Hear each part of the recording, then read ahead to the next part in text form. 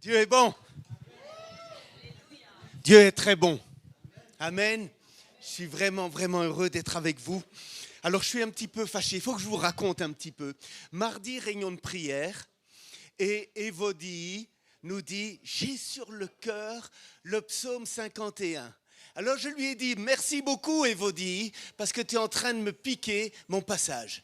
Mais, je voudrais vous dire ceci, Évodie, ce qui s'est passé ce matin, la joie que ça provoque, les libérations qui sont là. Évodie, je voudrais te dire que c'est le fruit de la réunion de prière. C'est le fruit de la réunion de prière. Et je me rappelle, un jour, j'étais avec un évangéliste, un ministère itinérant, un évangéliste. Et puis, juste avant la réunion, c'était un ami. Et donc, je vais le trouver et je lui dis, « Oh, j'ai reçu un passage. » Et je lui donne mon passage. Et puis, 5 minutes après, le gars, il commence à prêcher. Et il prêche mon passage. Et je dis, c'est quoi ça? Il me vole mon passage. Et j'étais fâché. Et en fait, je ne comprenais pas. Coucou, tu vas bien? Je ne comprenais pas qu'en fait, on travaille en harmonie. Et en fait, un passage, ça ne nous appartient pas. Vous comprenez ce que je veux dire? Les choses ne nous appartiennent pas. Les choses du royaume de Dieu ne nous appartiennent pas. Alors, c'est pour ça que je n'ai aucun complexe à piquer ce que Christophe me donne souvent. Alors, je fais croire que c'est moi qui l'ai reçu, mais vous voyez comment ça fonctionne. Et ça, donc, prenez. Parce que, en fait, ce qui est important, c'est que nous soyons en harmonie avec ce que le Saint-Esprit est en train de faire. Et si Dieu m'a mis à cœur ce texte du psaume 51 et qu'il est en train d'agir dans vos cœurs, il est en train d'agir au niveau de la réunion de prière par rapport à cela, vous voyez, ça veut dire qu'on est dans le bon. Ça veut dire qu'on est dans le mille. Ça veut dire qu'on n'est pas à côté de ces pompes. On n'est pas là en train de dire, qu'est-ce que je vais prêcher aujourd'hui? Oh ben, allez, mon beau sapin, roi des forêts. Non. On est, et c'est ma prière, vous savez. Ma prière, elle est tout le temps la même. Ma prière à Dieu, je lui dis, je veux être un instrument utile pour ton royaume. Je veux être un instrument utile pour ton royaume. Vous voyez?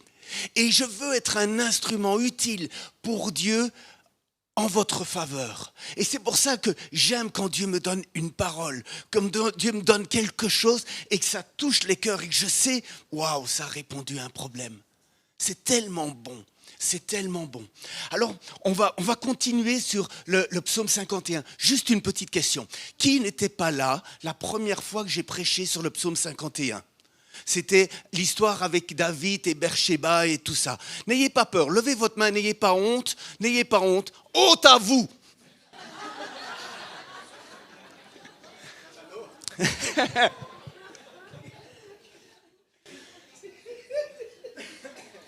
Je vais continuer, mais rassurez-vous, j'ai d'autres choses à vous partager. On va aller un peu plus loin.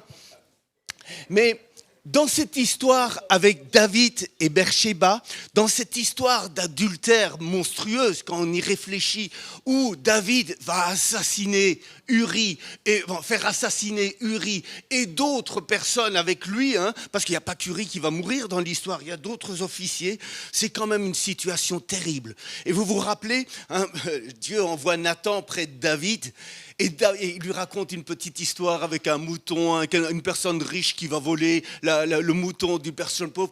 Et David, en colère, va lui dire, il mérite la mort. Et en fait, c'est David qui mérite la mort. Et David va se rendre compte que, oui, il mérite la mort parce que, je vous rappelle, il n'y a rien, il n'y a aucun sacrifice qui peut pardonner le meurtre et l'adultère. L'homme riche qui a piqué la brebis aux pauvres, bah oui, il peut faire un sacrifice, il peut dédommager, il peut être pardonné, il n'y a aucun problème. Mais pour le meurtre et l'adultère, il n'y a pas de pardon. Et c'est la mort, d'après la loi. Et puis Nathan va dire à David, tu ne mourras pas.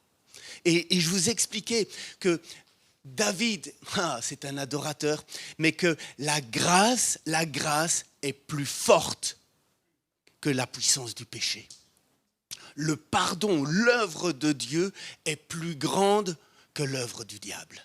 Et la Bible nous explique que si on peut même être sous une malédiction, on peut être sous une malédiction jusqu'à 7 générations, je pense, la Bible, 3 générations, pardon. Mais la bénédiction, elle est pour 1000 générations. Ça nous montre que quand on est dans la main de Dieu, sa grâce est beaucoup plus grande que tout ce que peut faire le diable.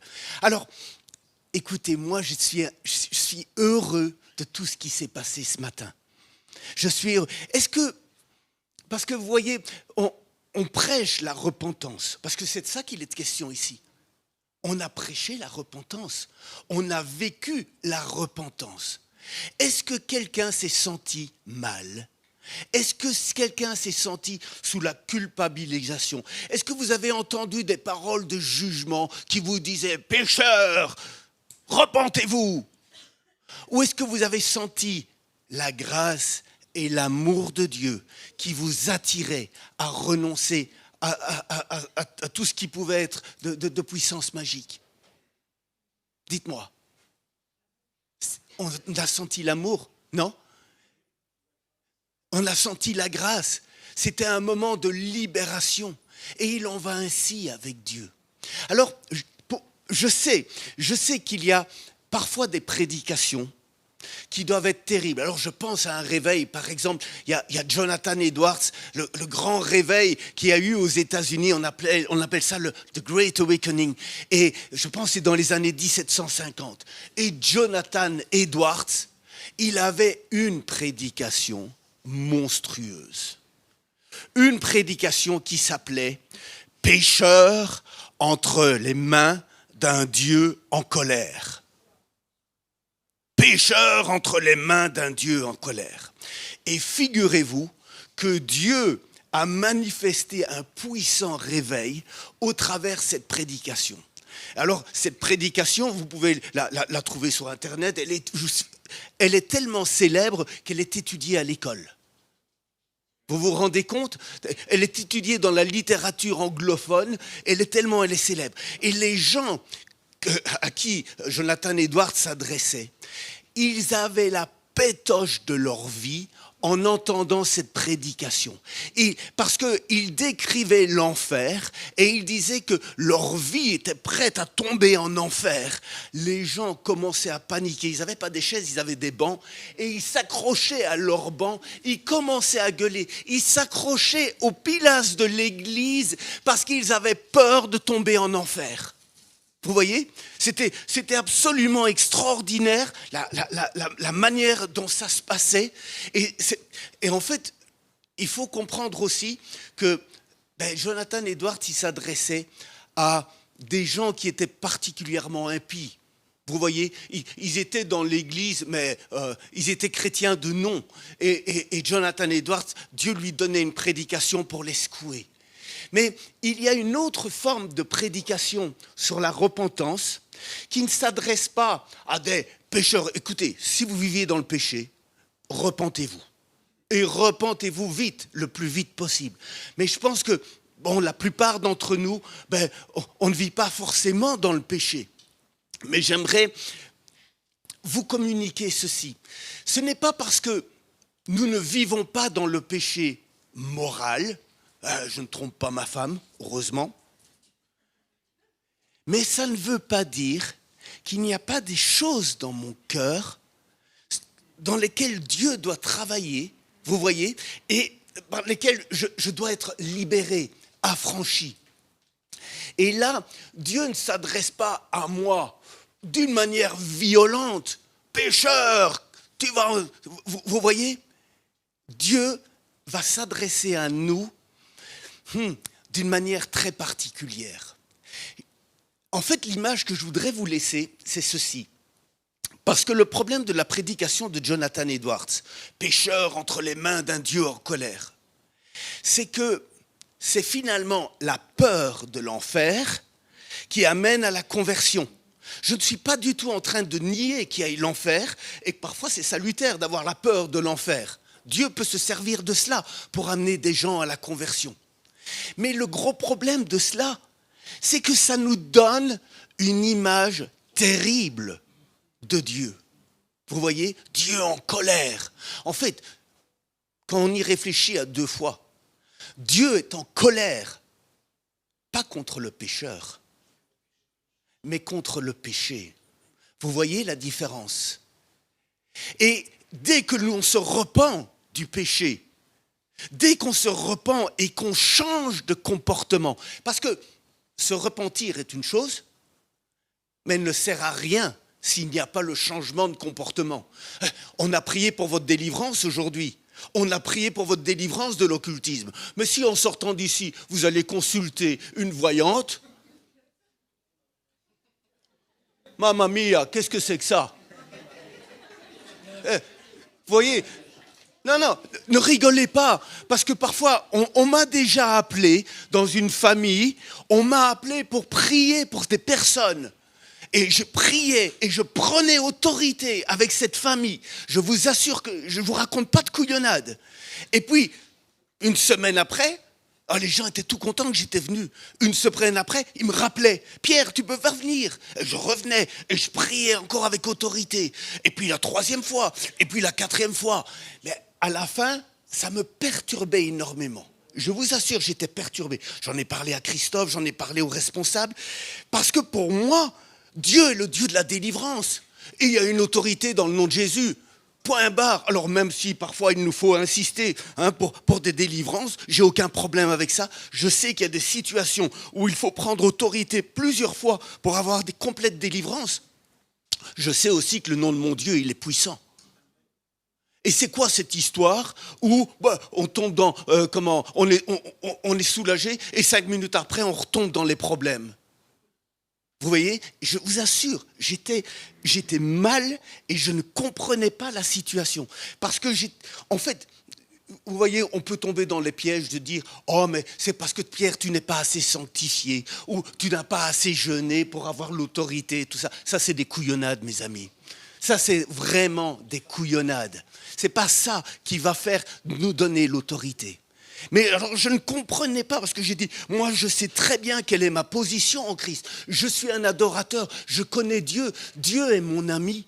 Je suis un ami de Dieu. Mais je ne comprenais pas. Pourquoi ça ne fonctionne pas là?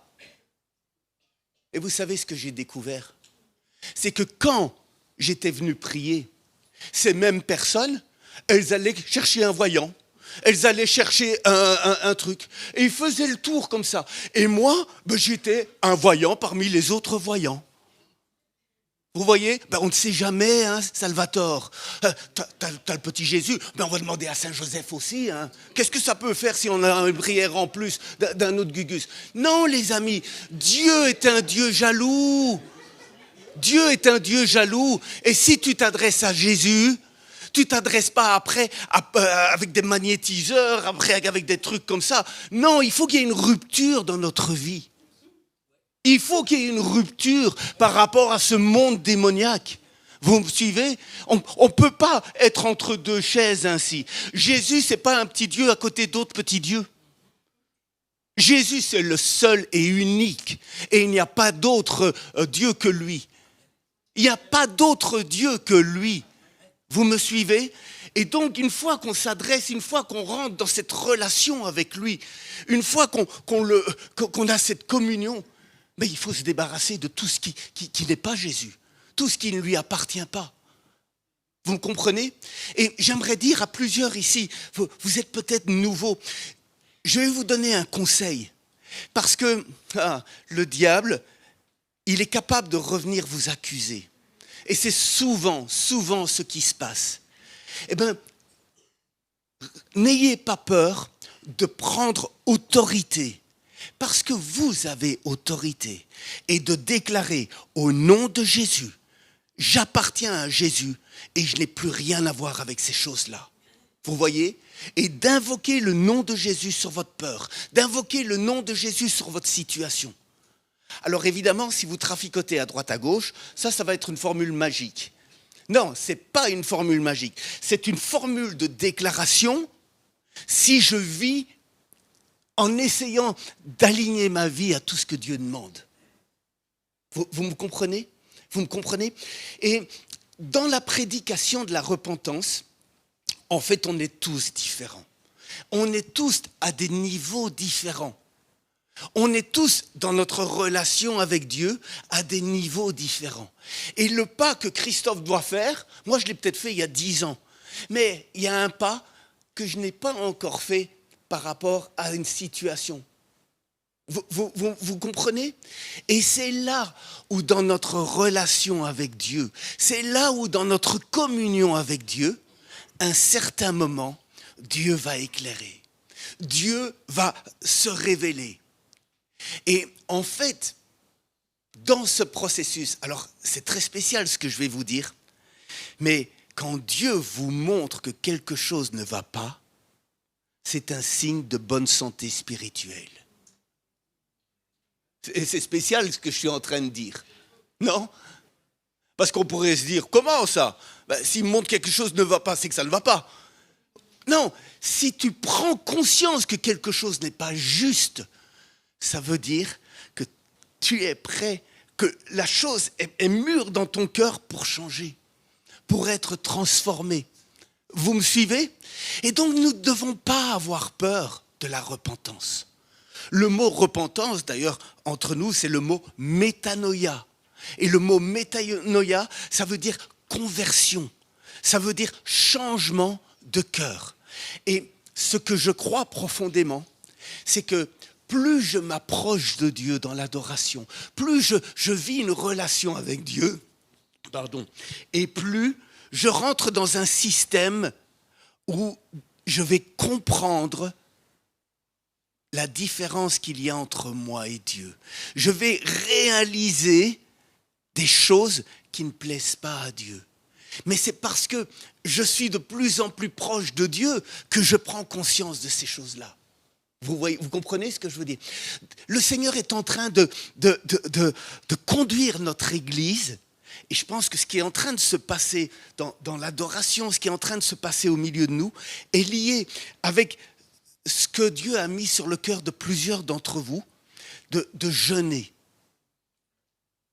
Le jeûne, vous savez, le jeûne ne fait pas changer d'avis Dieu. Et je me demandais, je disais à Dieu, mais pourquoi est-ce qu'il faut jeûner? Vous n'êtes jamais posé la question? Et parce que jeûner, ça donne faim. Et si vous voyez le texte biblique, quand Jésus a jeûné, il nous est dit, au bout de 40 jours, Jésus a eu faim. Moi, au bout de 3 heures, j'ai faim. Alors, j'aimerais bien vous faire réfléchir à ceci. Je ne veux pas en faire un point de doctrine, mais juste une réflexion. Est-ce que l'on parlait d'une faim physique ou est-ce qu'on parlait d'une autre faim? Parce que je pense que quand nous nous privons de nourriture, évidemment, physiquement, nous avons faim.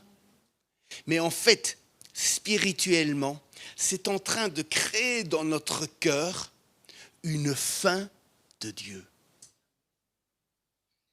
Vous me suivez? Dieu est en train de nous attirer à lui.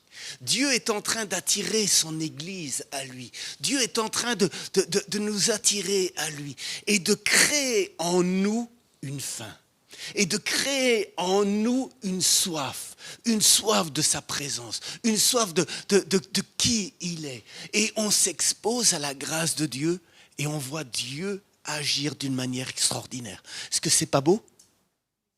Trouvez pas ça beau? Si? Je suis content, alors il y aura une belle offrande. Non, je vais commencer à prêcher. On va aller dans le psaume 51.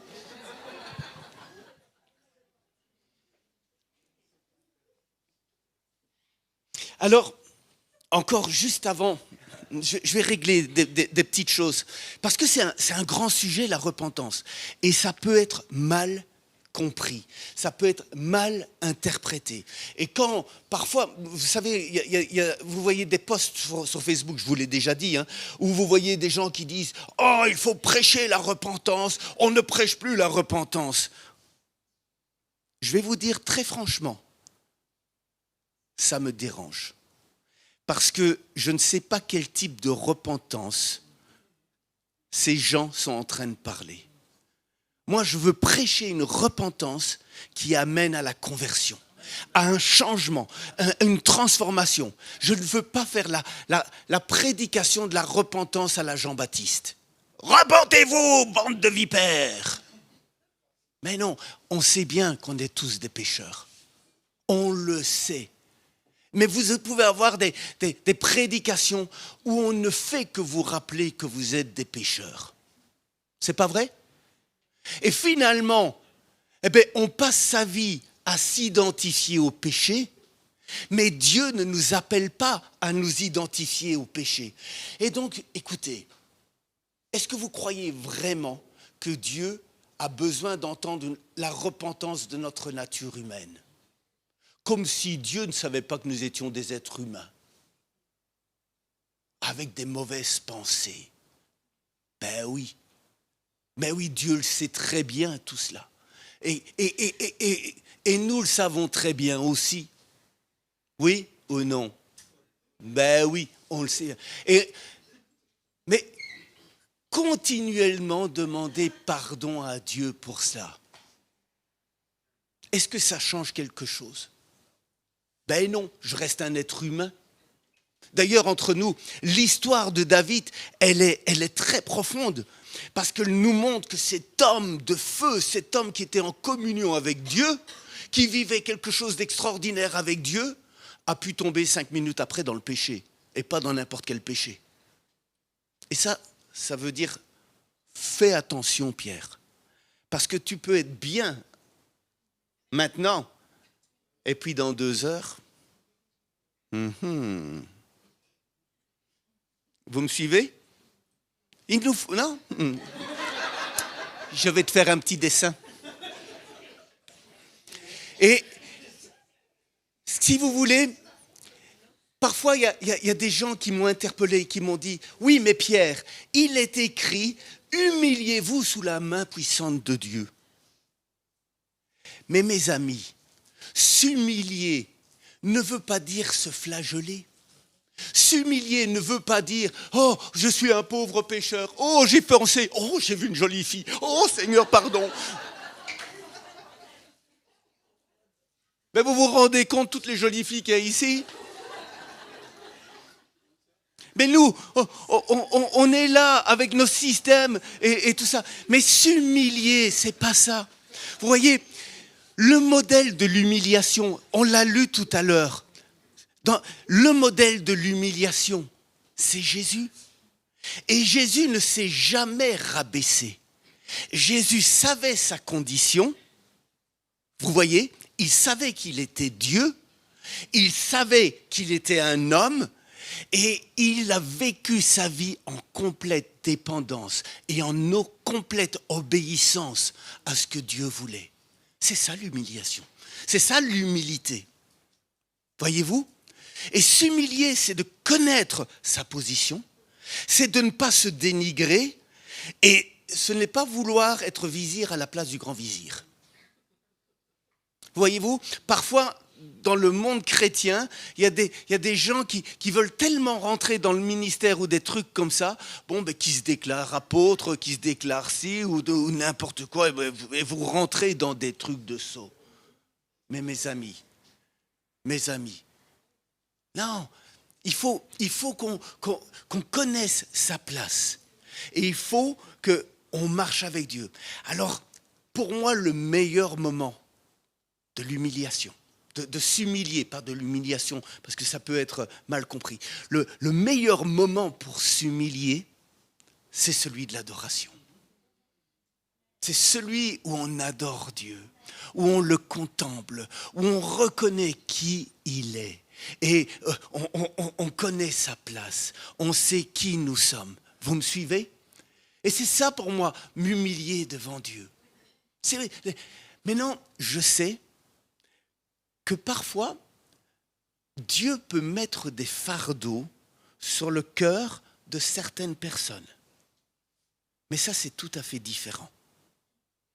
Dieu peut vous mettre sur le cœur de prier pour une situation et de nous humilier pour cette situation. Vous voyez ? Et puis on va voir le fruit de cela. Mais ce n'est que temporaire. Et puis ça reste le fardeau de Dieu, le fardeau que Dieu nous donne dans l'intercession. Mais ce n'est pas nous qui devons porter le péché du monde. Alors, encore une fois, il faut que ce soit conduit par le Saint-Esprit. Il faut que ce soit le Saint-Esprit qui le mette sur notre cœur pour rentrer là-dedans. Alors, je vais régler mes comptes. Non, ce n'est pas régler mes comptes, mais je vais vous dire, je vais vous ouvrir mon cœur comme je le pense. Parfois, je me retrouve dans des réunions où on va prier pour l'unité de la Belgique. Bon. Et puis, il faut qu'on demande pardon pour les péchés des Wallons contre les Flamands. Mais on passerait sa vie à demander pardon, excusez-moi. Hein. Et puis les Flamands doivent demander pardon pour les mauvaises pensées qu'ils ont sur les Wallons. Bon, ok, si c'est conduit par le Saint-Esprit, j'ai aucun problème. Mais à chaque réunion où je vais là-bas, il faut faire la même chose. Et je peux vous dire que quand on m'invite à certaines réunions, je peux vous donner le déroulement de la réunion. Je ne suis pas prophète, hein, mais je peux vous dire que ça va tomber à coup sûr. Cette histoire-là, elle va tomber à coup sûr. Et très honnêtement, moi, ce qui m'intéresse, c'est à quoi ça sert. Vraiment. Mais encore une fois, si Dieu est derrière cette histoire, je n'ai pas de problème. Qui suis d'ailleurs pour avoir à dire à Dieu ce qu'il peut faire ou pas faire.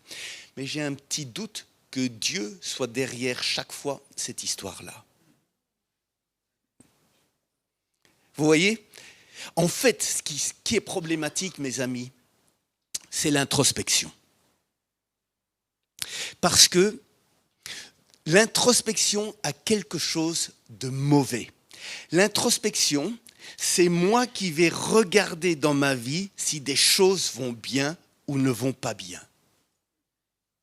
Vous me suivez ?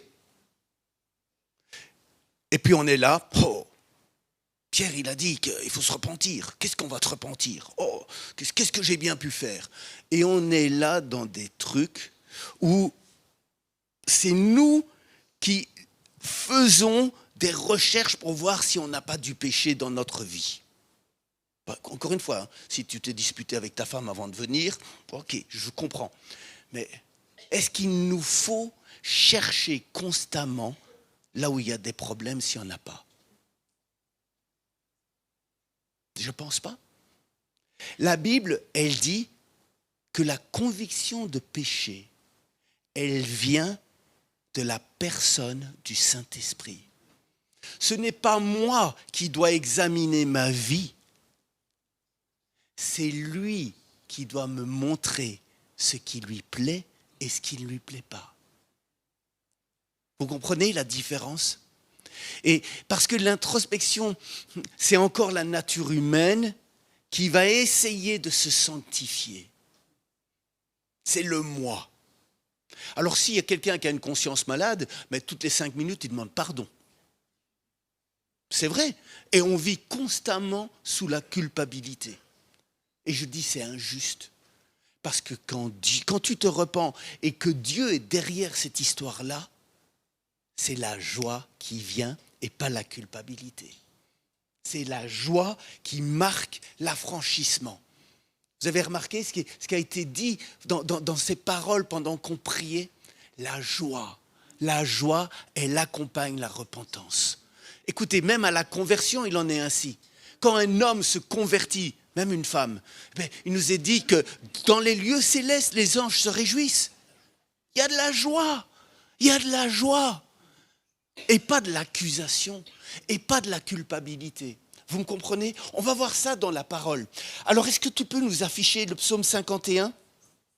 On va aller, donc je ne reprends plus le verset 2, on va aller carrément au verset 3. Et On voit dans... Donc je regarde. Ce psaume 51, en fait, c'est un chiasme. Je ne sais pas si c'est bien ça, on prononce de cette manière. Le chiasme, c'est une formulation poétique. Alors, en français, on va avoir des quatrains, on va avoir des rimes dans tout ça. Dans le monde hébraïque, ce n'est pas comme ça que ça fonctionne. La poésie se fait dans une structure en chiasme. C'est-à-dire que ce qui est important, enfin tout est important dans le texte, mais le plus important, c'est ce qu'il y a au milieu. C'est ce qu'il y a au centre. Et ce qu'il y a au centre de ce psaume 51, vous le connaissez bien, hein, c'est au verset 12 et verset 13. « Ô Dieu, crée en moi un cœur pur, renouvelle en moi un esprit bien disposé. Ne me rejette pas loin de ta face, ne me retire pas ton Esprit Saint. » Et c'est vers là que tout le psaume va converger. Vous me suivez? Alors au verset 3, David va dire « Ô Dieu, aie pitié de moi dans ta bonté, selon ta grande miséricorde. » Alors je pense qu'Évodie, elle a lu le texte mardi, mais dans Parole vivante. Et dans Parole vivante, il est dit, hein, le mot bonté, ils l'ont traduit par amour. Hein. Ô Dieu, aie pitié de moi dans ton amour.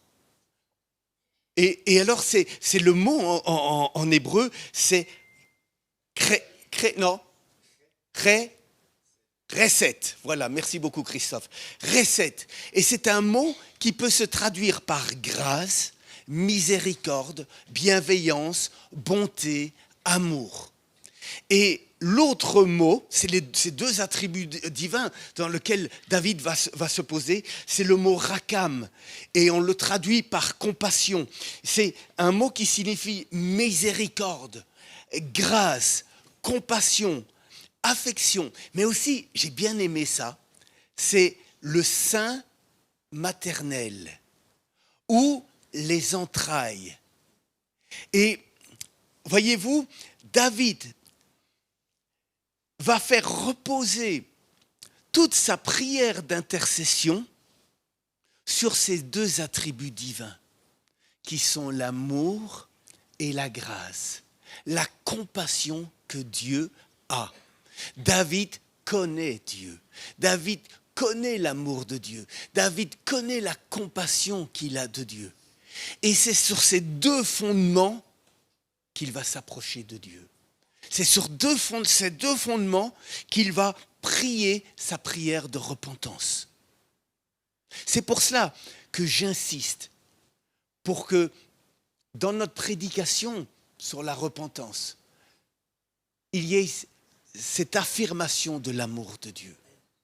Qu'il y ait cette conception, la présence de l'amour de Dieu.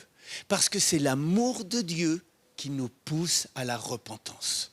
C'est l'amour de Dieu qui nous pousse à la transformation. Vous me suivez? Et David va rentrer dans cette dimension de la bonté de Dieu, de l'amour de Dieu, de la compassion de Dieu. Il connaît son Dieu. Alors, il continue sa prière. Et ici, j'aimerais bien attirer votre attention. Il dit « Efface mes transgressions. Lave-moi complètement de mon iniquité et purifie-moi de mon péché. » Et vous allez remarquer que dans tout ce psaume, tous les verbes, enfin pratiquement tous les verbes qui sont utilisés, eh bien l'action, elle est demandée à Dieu. Ce n'est pas David qui va se laver, c'est Dieu qui le lave. Ce n'est pas David qui va faire quelque chose pour effacer son péché. C'est Dieu qui efface. Vous comprenez? Ce n'est pas David qui doit aller se plonger dans une rivière pour être purifié. C'est Dieu qui le purifie. L'action, elle vient de Dieu. Elle repose sur Dieu. Alors, si vous allez au verset 9, il reprend « Purifie-moi, lave-moi ». Verset 10, « Annonce-moi ».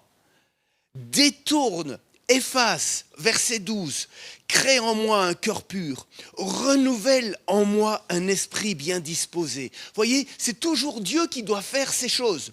Ne me rejette pas, ne retire pas ton Esprit Saint. Rends-moi au verset 14, verset 16, délivre-moi, verset 17, ouvre mes lèvres, verset 20, répands, bâtis. Voyez, c'est toutes des actions que David demande à Dieu de faire. C'est bizarre comme prière de repentance.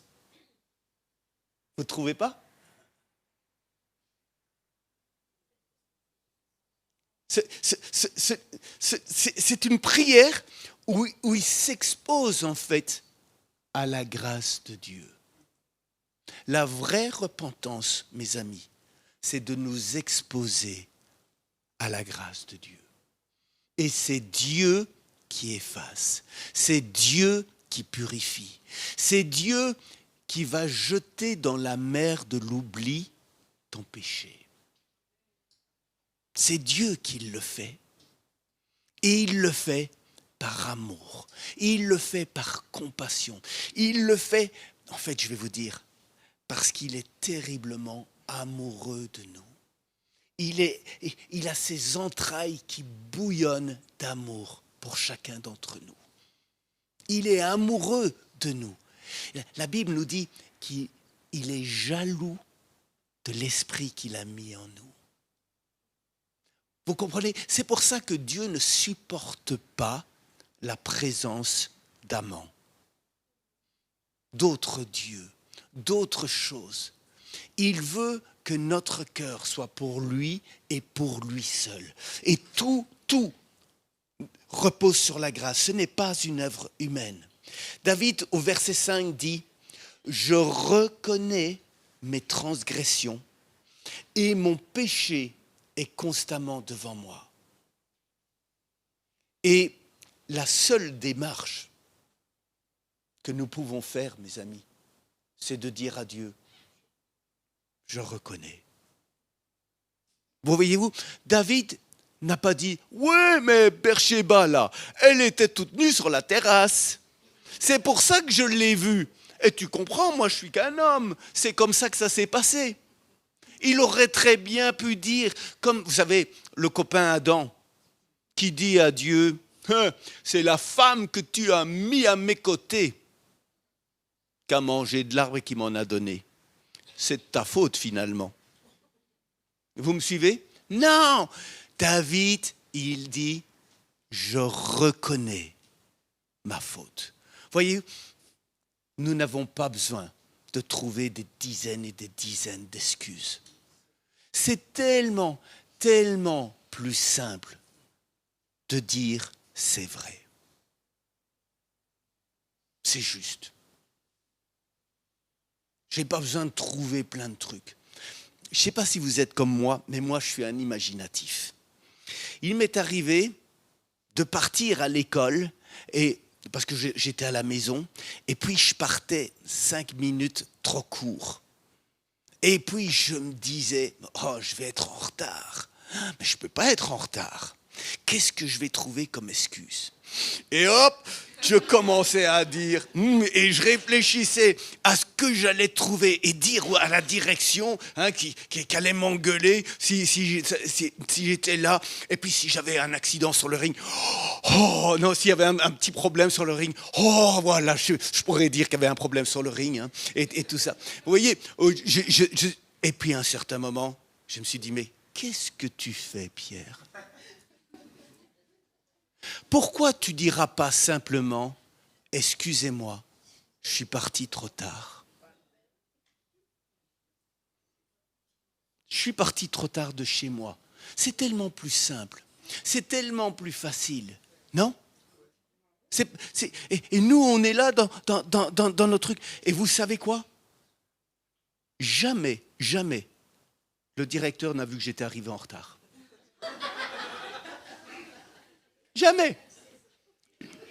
Jamais. M'en fous. C'est passé. Est-ce que vous comprenez le mécanisme ? Mais nous, on est là avec nos trucs.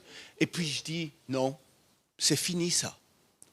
quand quelque chose ne va pas, mes amis, c'est tellement, tellement plus facile de dire « Ok, je reconnais mes torts ».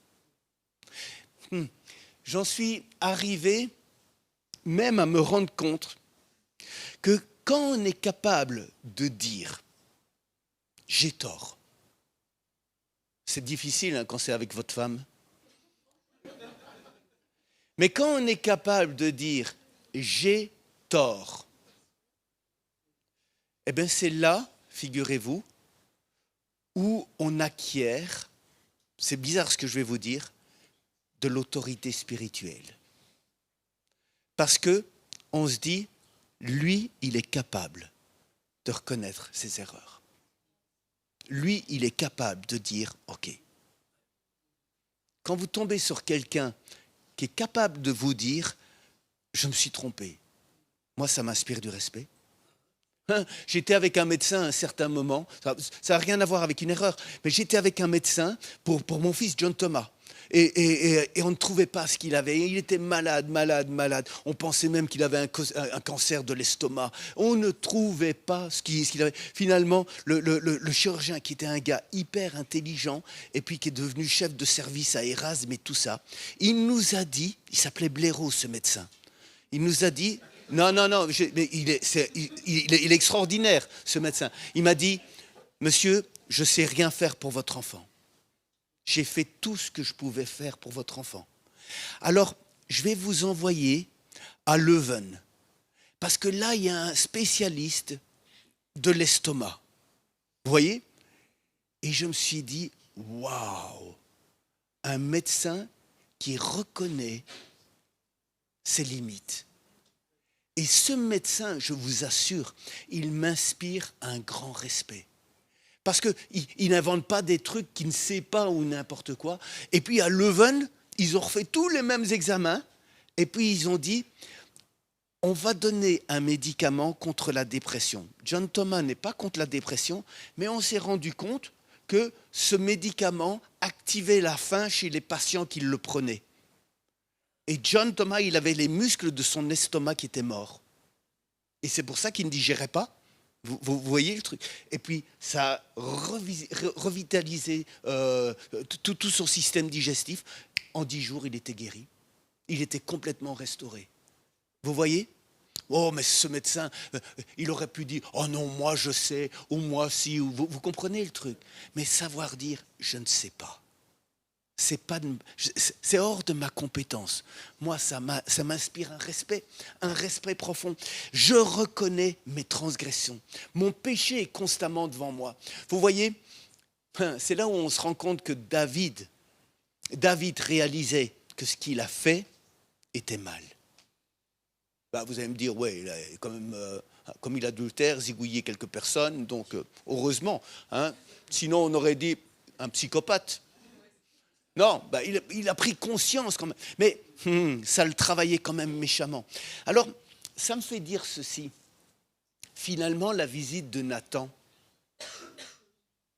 où Nathan va dénoncer son péché, eh bien, c'est libérateur. C'est libérateur parce que le péché est mis en lumière. Vous me suivez? Et parfois, quand nous on pense que mettre le péché en lumière, eh bien, ça va être catastrophique. Mais non, mes amis, mettre le péché en lumière, c'est profondément libérateur. Parce qu'on rentre alors dans quelque chose où on peut régler son compte au péché et on peut passer à autre chose. Mais là, David était tourmenté. Il était tourmenté par son péché. Et puis il dit quelque chose d'étrange. Parce qu'au verset 6, il dit ceci. « J'ai péché contre toi seul. » Attendez. Il rigole là. Et Uri. Et les autres. Et Bersheba. Et il dit, j'ai péché contre toi seul.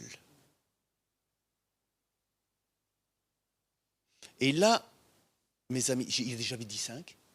Ouf. Et je vais terminer avec ça.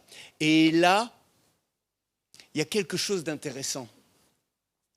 Parce que, évidemment qu'il a péché contre Uri. Évidemment qu'il a péché contre Beersheba. Évidemment, il a même péché contre le peuple quelque part. Mais il se rend compte que la chose la plus importante, excusez-moi, mais ce n'est pas les autres, mais c'est ma relation avec Dieu.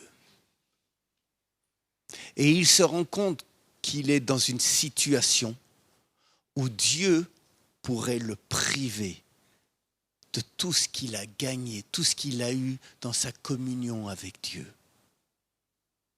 Et si vous voulez, alors c'est pas qu'il ne doit pas réparer, c'est pas qu'on ne doit pas réparer et aller les uns vers les autres. Mais David va se rendre compte que le plus important, et c'est le cœur de mon message, mes amis, le plus important dans toute notre vie, c'est: es-tu en communion avec le Saint-Esprit? Es-tu en communion avec le Saint-Esprit? Arrête de te repentir pour toutes tes bêtises, mais regarde ta vie.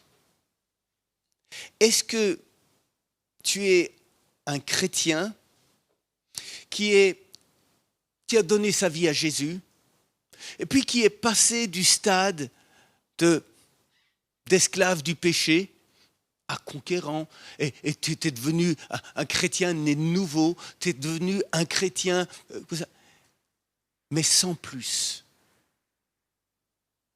Alors que Dieu t'appelle, nous appelle à une dimension beaucoup, beaucoup plus grande que celle de l'esclave libéré, de celle du serviteur.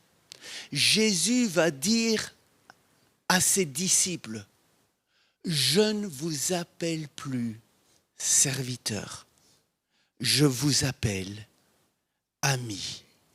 Et ma question, elle est la suivante. Est-ce qu'on peut fermer les yeux 2 minutes? Et je termine avec cela. Et c'est une question où il n'y a que toi seul qui puisse y répondre. Est-ce que Dieu est ton ami? Est-ce que tu peux dire: je suis un ami de Dieu?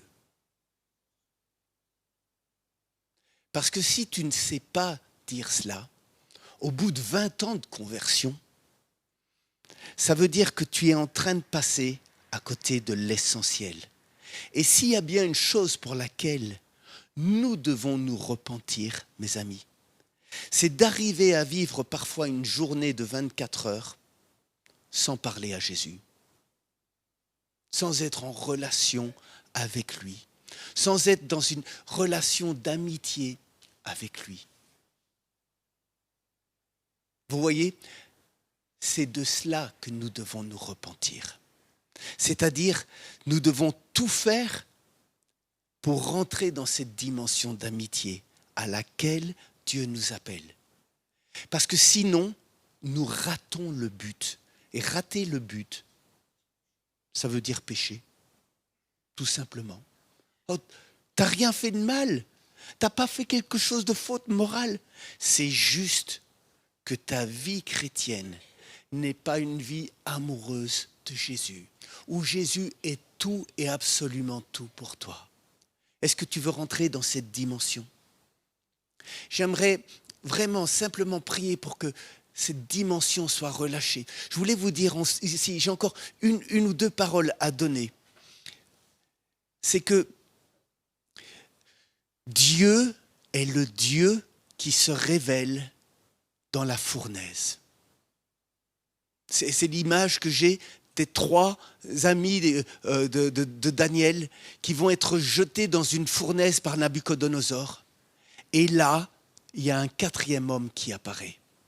Et ce 4e homme, on sait que c'est le Seigneur qui est là, qui est présent. Et je vais te dire, c'est parce que c'est une parole que j'ai reçue, c'est quelque chose que j'ai reçu pendant la réunion de prière. Tu passes peut-être par des moments difficiles dans ta vie. Mais je vais te dire, Si dans ces moments difficiles, tu peux dire à Dieu, je t'aime, je veux devenir ton ami. Au milieu de cette fournaise, je peux te promettre que tu vas expérimenter la présence de Dieu. Je peux te promettre que Dieu va se révéler à toi. Christophe m'a envoyé un lien avec le témoignage d'une femme, d'une fille qui a été enlevée par le Hamas et qui a vécu je ne sais pas combien de temps en détention là. Et cette femme vous raconte son témoignage, c'est hallucinant, comme elle a expérimenté la présence. Alors, elle dit la présence des anges, mais qui la gardait. Mais c'est absolument extraordinaire. C'est extraordinaire.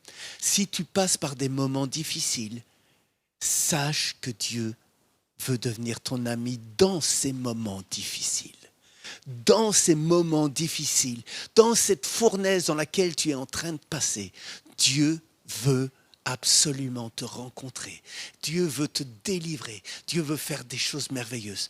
Une autre chose que j'ai sur le cœur de vous dire également, attendez-vous plusieurs à vivre des guérisons. Des guérisons parce que certaines maladies, je n'ai pas dit toutes les maladies, mais certaines maladies ont pour origine les formes d'occultisme ou des esprits méchants, des esprits d'impurs que la Bible dit. Et ce matin, on a prié pour être affranchi, libéré de cela. Attends-toi à une guérison. Si tu as besoin de guérison et dont l'origine est démoniaque, attends-toi à une guérison. Attends-toi à une délivrance, à quelque chose que tu vas expérimenter. Soyez abondamment bénis. Soyez abondamment bénis au nom puissant de Jésus. Amen.